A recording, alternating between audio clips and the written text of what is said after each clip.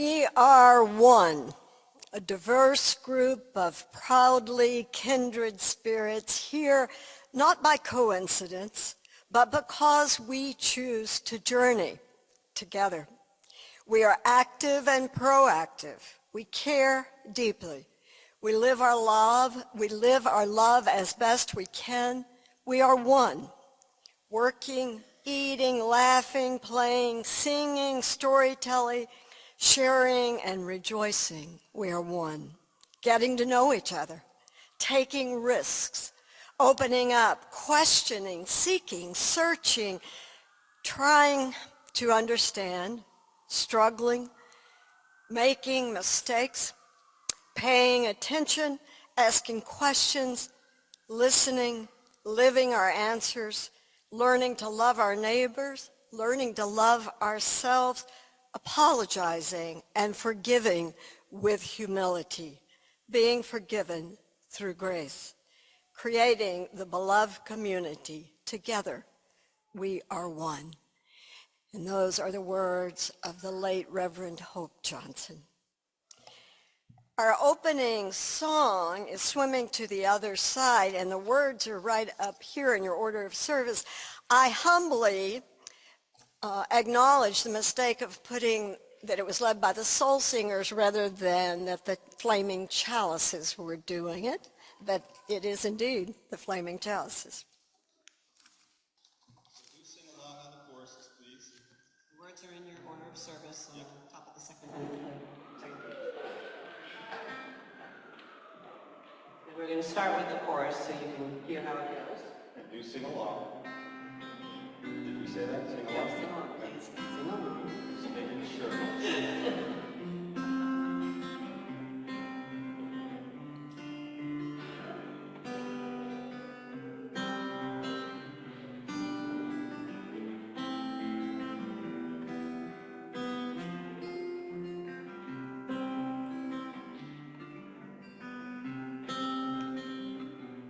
We are living in the great big dipper. We are washed by the very same rain.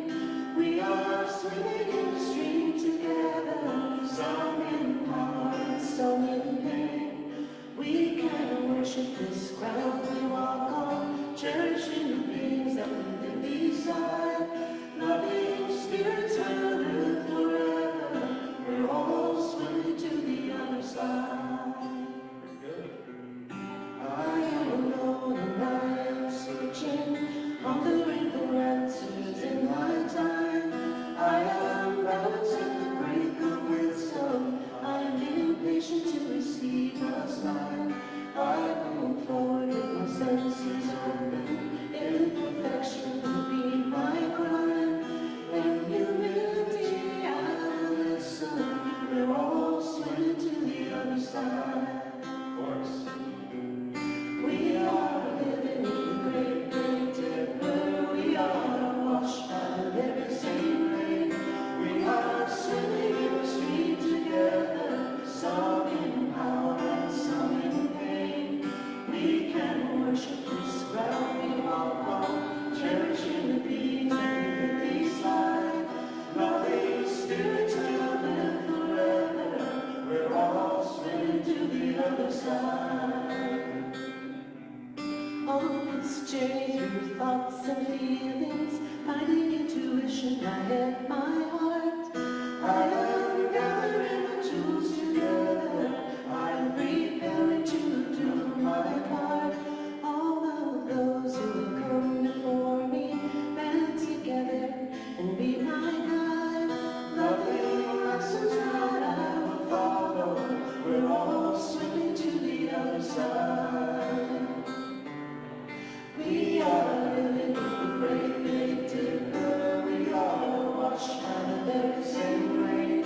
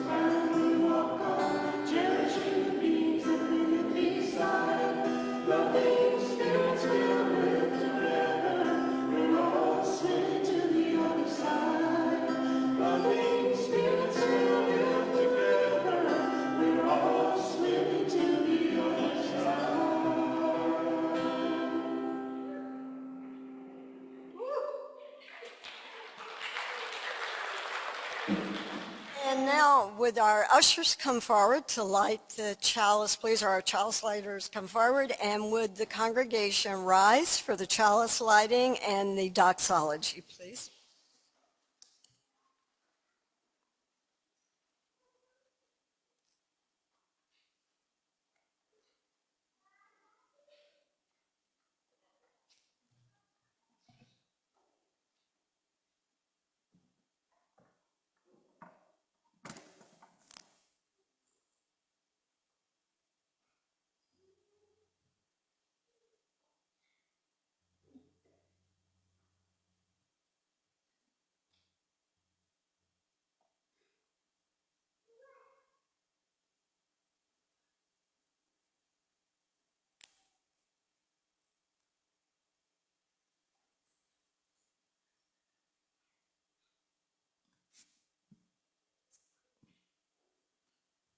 Let this flame be to us a symbol of the wholeness we seek.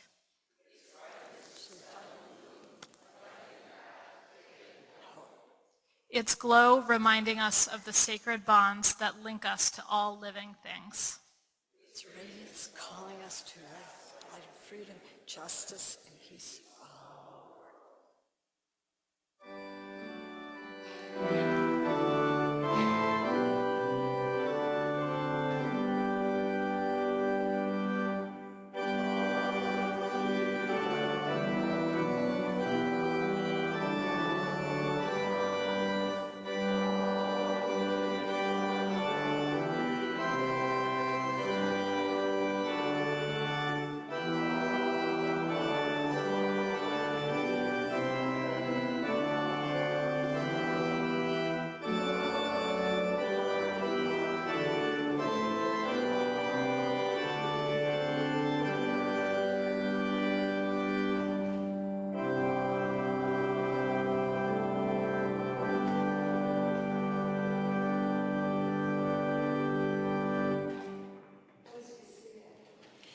Good morning and welcome. I'm the Reverend Susan Milner, and it is my honor to serve as interim minister to this congregation. My pronouns are she, her, and hers. We gratefully acknowledge the Patuxet Wampanoag people on whose ancestral lands we gather today, and we commit to support and honor their history and culture. And if that's important to you, next Sunday's service should be a really good one to be here for. We welcome all of you, members, friends, visitors, newcomers. I feel like all of you who came to church and resisted this best day for a long time deserve a particular welcome. And I hope and trust you're going to get out and enjoy the day later. Know that whoever you are, wherever you are on your journey, wherever you come from, we are just so glad you're with us here today. Everyone's invited to coffee hour after the service through this door, through the parlor at that end of the building. If you're visiting, when you're there, if you take a red mug, then we'll know that you're new, and we will, I hope, make a special effort to come up and welcome you to First Parish Church. I believe that Pat Schlechter has an announcement this morning.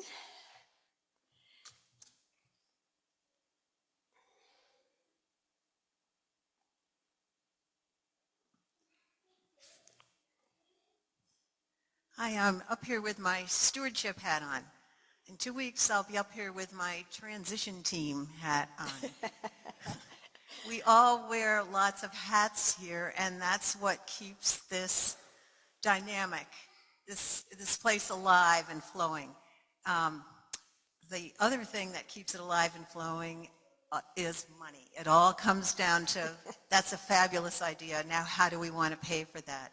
Our largest source of funding is from your pledges. We are the largest source of funding.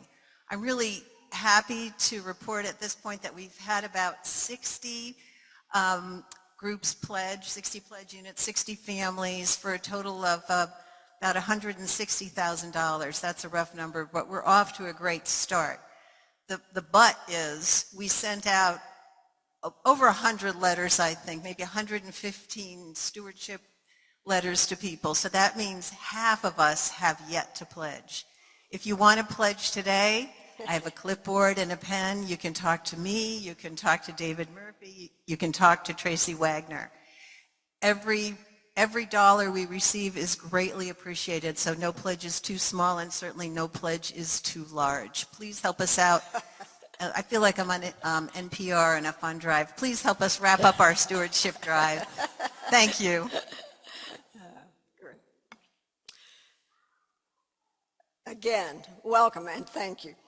And now, after that great singing together, there's nothing better for generations to do. We're going to let our young people go downstairs as we sing them out to Go Now in Peace.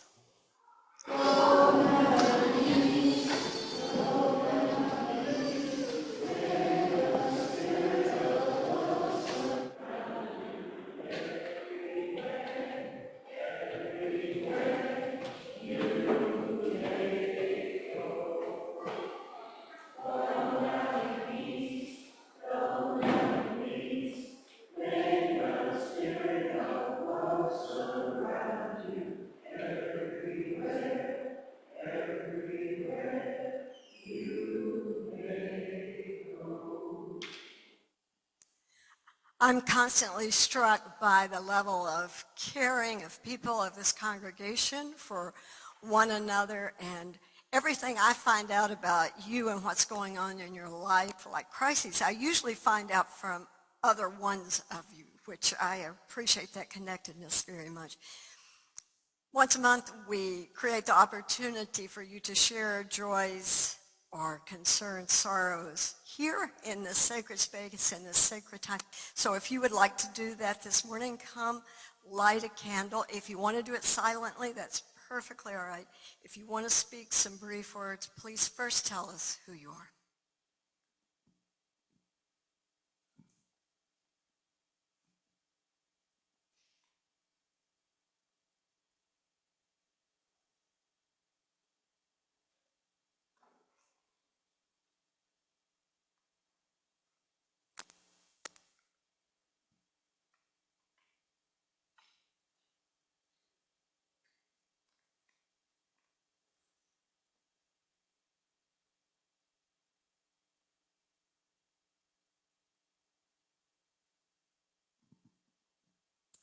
Good morning. I'm Jean Penven, and I wanted to let people know that our colleague, Jean Baker, has been in and out of rehab. She's had a bunch of falls.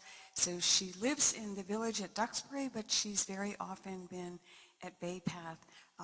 If you all could find it in your heart to send her a note, I bet it would cheer her up just fine. Thanks. Send it to Bay Path. Yeah, you can send it to Bay Path. You can talk to me at coffee hour. Thanks.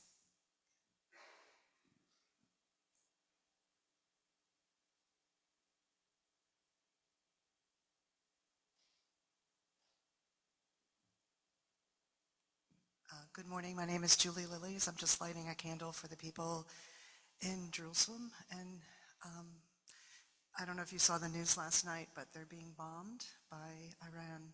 And it was like 2 o'clock in the morning, their time.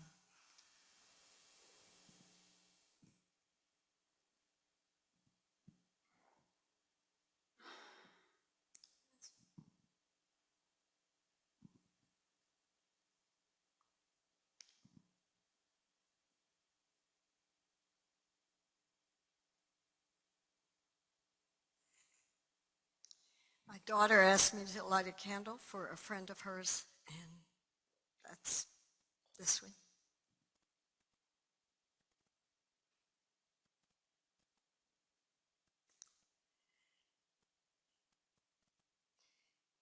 And that last candle for all the joys and sorrows that we carry with us, and that we've experienced or we know others are carrying, but go unspoken in this room this morning.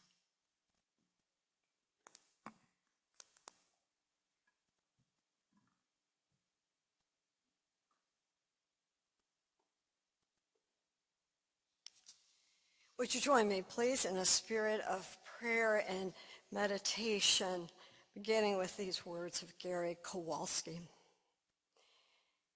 Gracious Spirit, which makes the first to be last and the last to be first, which makes the rain to fall and the sun to shine upon all. Help us to understand that life is not a contest where having the most toys is the point of the game. To realize that the victor's circle can be the loneliest spot on earth. To recognize that the greatest rewards don't come from winning, but from relationships where both triumphs and tears can be celebrated and shared. Infuse us with life-giving strength and grant us that inward security of knowing our own goodness without needing to prove it to the world. Lift us above both envy and pride, the need to feel superior to others, and feelings of inadequacy alike, enabling us to walk together as equals at home in the great community of life. Instill in us a yearning for the prizes that matter most, a life well lived, gratitude for friends, for work, or opportunities to use our gifts in service to the world. Spirit, hear our prayer as we enter into the silence.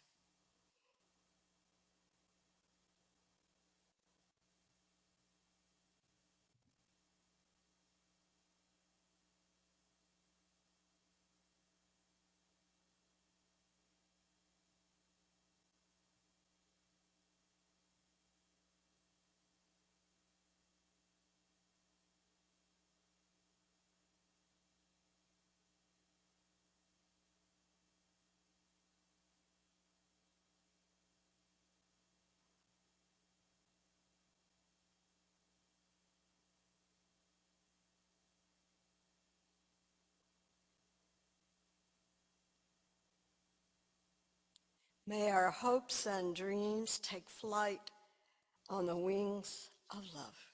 Amen. Blessed be. I hope you know that any donation you make to this congregation, whether it's in a pledge or in the plate on Sunday morning, or if it is your time to attend a meeting, or if it's food or a snack that you provide for somebody who needs it, anything that you do, caring for this building, caring for each other, each one is not only an individual contribution of yours, but it is a commitment to the mission of this church, to the purpose for our being here. And you're standing, aligning yourself with that. For all of those, we are extremely grateful, and the morning offering will now be received with gratitude.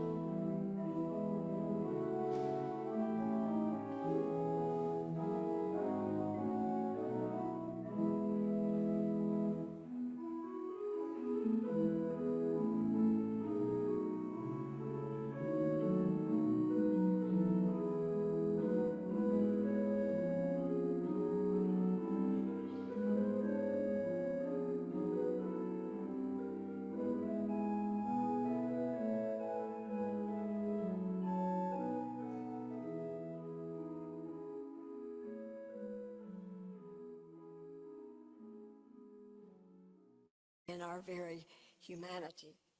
But in our culture, bowing is taken, at least in many contexts, as showing submission or inferiority.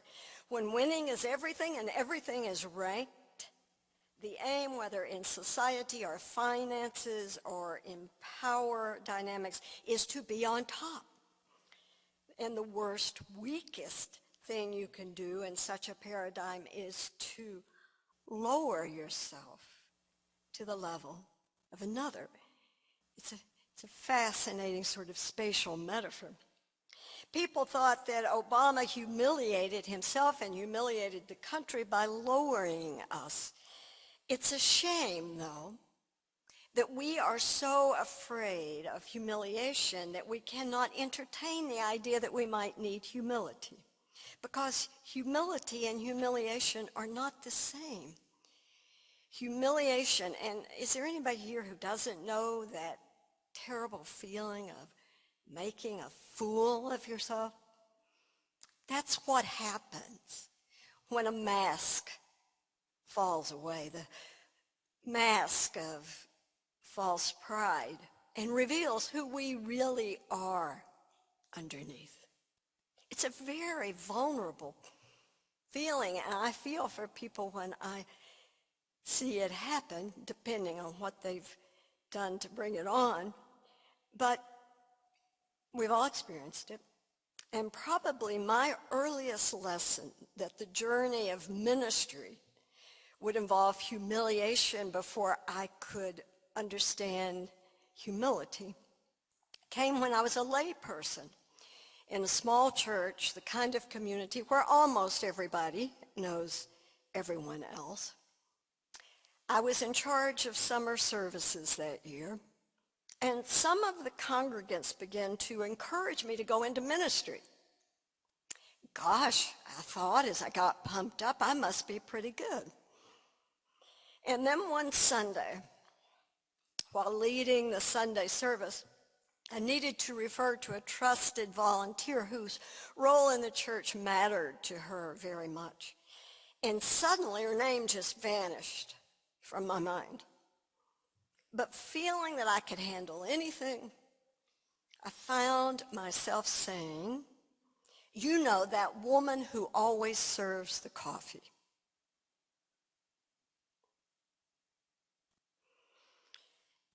The more I tried to cover my mistake, the worse it got. And the only thing that she ever said to me again was that I was not minister material. Writer, speaker, activist, and wise person Parker Palmer puts it beautifully in his book, Let Your Life Speak. The word humility, of course, comes from the same root as humus, which means earth. Parker calls it the decayed vegetable matter that feeds the roots of plants. And he says that the etymology of the word helps me understand that the humiliating events of life, the events that leave mud on my face or that make my name mud, may create the fertile soil in which something can grow. And it's so true, as Wendell Berry talks about in The Fertility of the Failings in his life in that poem. In a competitive consumer culture of self-promotion, what humiliation, mud on our face, can teach us is that true humility is not something to be feared. It's not about being weak, and it's not about suppressing oneself, and it's not, as some of us are encouraged to grow up thinking, that anything that goes wrong must be our fault. That serves nobody. I may have told you this story before, but once walking in an urban downtown, I turned a corner, saw myself reflected in a window, and jumped out of the way murmuring, "I'm sorry." If I was running into my reflection, I figured it had to be my fault. The late United Nations Secretary Doug Hammarskjöld explained this in a way that it made sense to me. He wrote, "Humility is just as much the opposite of self-abasement as it is of self-exaltation. To be humble means not to make comparisons. Secure in its reality, the self is neither bigger nor worse, bigger nor smaller, better nor worse, bigger nor smaller than anything else in the universe. It is nothing, yet at the same time one with everything." And think about it. Either inflating ourselves, and oh, how much of that we see in the wider culture, but inflating ourselves into superiority or deflating ourselves into inferiority, all of those place us artificially at the center of our world. You know, occasionally when I have lamented my responsibility for something, often something not turning out the way I hoped in a congregation, my spouse has said gently to me, "You know, everything is not about you." He does it not to put me down, but to bring me down to earthbound reality, to a position of sharing responsibility with others, with all of you. And wouldn't we love the spiritual liberation that seems to come with humility? To remember every day that we are one among many, each of us is flawed and gifted like all others. You know, and sometimes in places, particularly rural life, the greatest compliment you could pay people was to say they were down to earth. And we might notice too, just after Easter, that in the Christian story, Jesus, who befriended the scorned and preached that the meek would inherit the earth, was known as a God come down to earth. Humus is not only mud on our face, but it's the ground of our being. Theologian Paul Tillich wrote that when we have faith, we align ourselves with the ground of our being. It doesn't always come naturally, does it, that humility? So how do we cultivate it and make a kind of spiritual discipline out of it in our daily lives? The first step, I think, is to assess ourselves honestly, and starting with what's strong and able and good. Dan Gottlieb, who's some of you, his work, you may know his work in an emotional intelligence, tells of a lively group he led. And he said the only time the individuals in this group clammed up was when he asked them to name their positive traits. Even in a boasting culture like yours, or maybe especially, we still seem to think it's unseemly or prideful to acknowledge that we might have an ability. But what an ungraceful position that turns out to be. One minister's wife took him to task because every time someone told him a sermon was good, he would say, "Oh, no, it's not any good at all." Didn't he realize, she persisted, that he was implying that his congregants were too dull to know what was good? But how, he asked her, could he avoid being arrogant? That's easy. You say thank you. I believe we shrink from recognizing our gifts when we think of them as possessions to accumulate or to rise above others or sink below them because we don't have enough. I love the Benedictine notion that I know I mentioned before, that every one of us holds our gifts in trust for the whole, for everyone, to be recognized and developed and shared with others. So to cultivate a spirit of humility, we have to find our strengths. And of course, the second step is to take stock of our limitations. In part, we do it to be honest and authentic, trustworthy. and therefore to create healthy relationships. I mean, let's face it, it would have been better all those years ago if I'd known myself well enough and been able to tell people around me that while I would remember their story, probably the first time they told it to me, it would take 2, 3, maybe more times for me to remember their name. And perhaps then, when I forgot a name in the pulpit, I could have avoided doing it so hurtfully. But the other important reason to acknowledge our limitations is so we don't have to live with so much comparison and so much judgment of ourselves and of each other. It's spiritually exhausting. There's a wonderful story from the Desert Fathers about a community in which one of the brothers had committed an error, and the elders of the community called for Abbot Moses to come and judge the brother and deliver a punishment.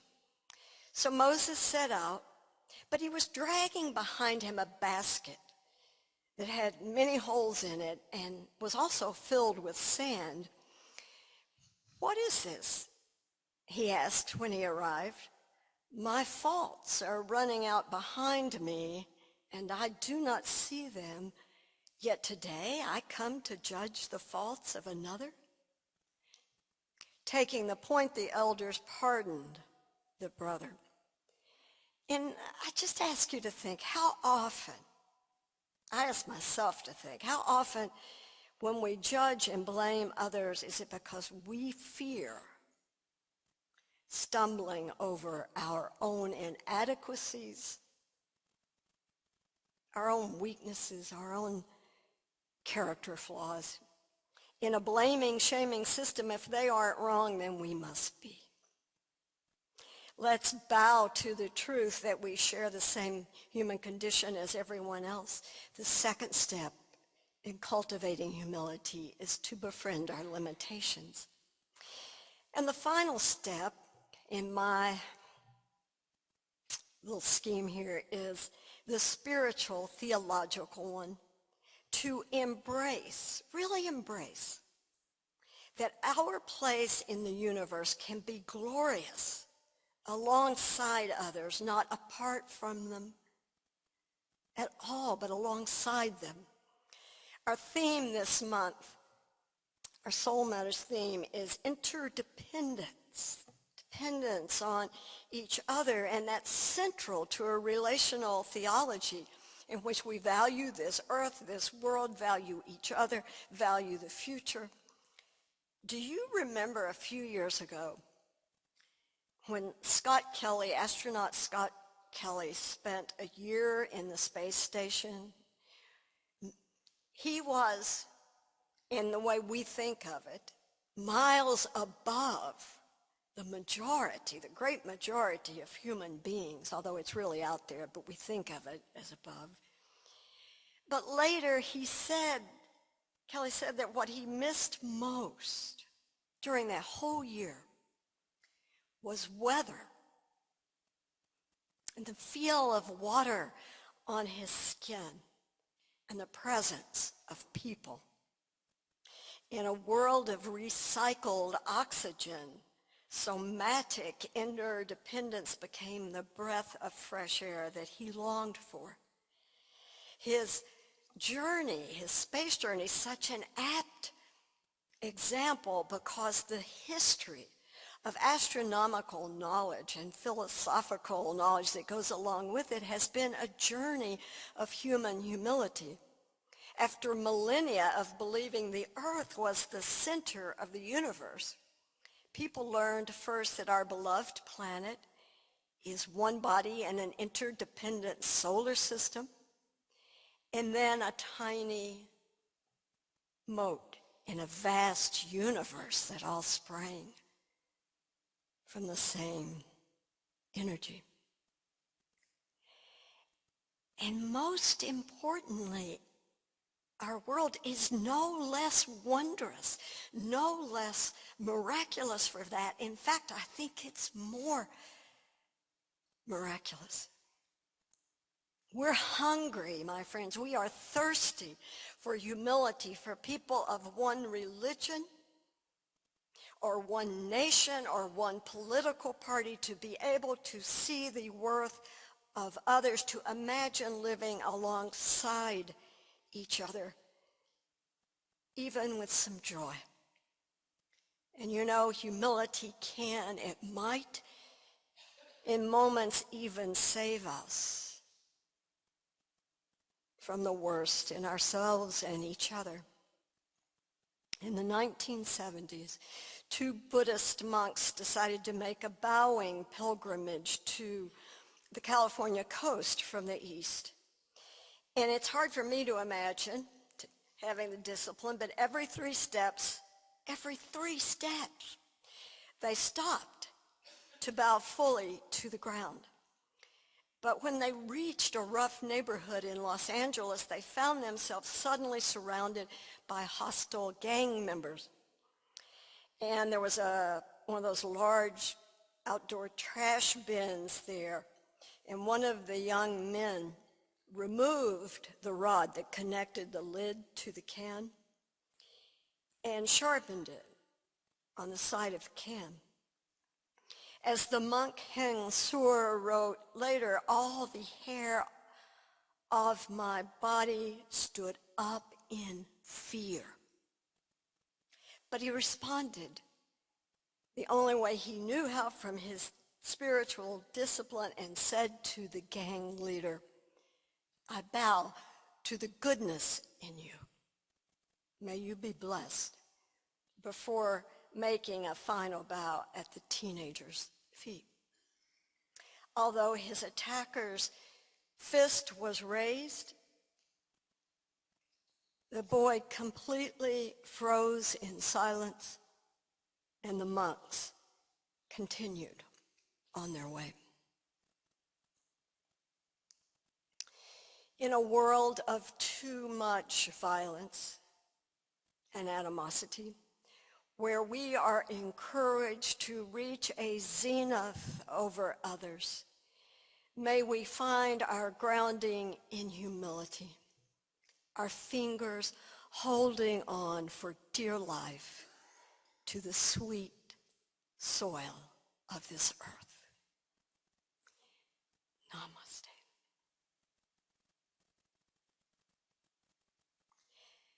Would you rise, embody our spirit, and join in singing the Quaker tune, "'Tis a Gift to be Simple." It's number 16. Sorry.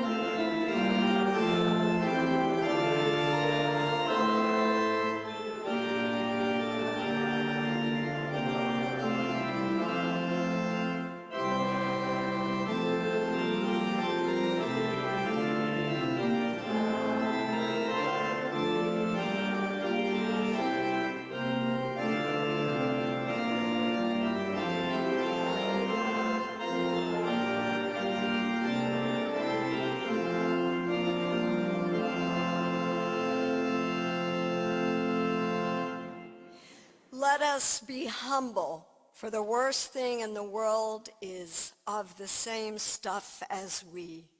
And let us be confident, for we too are composed of the same stuff as the stars. The words of J. Abernathy, Jr.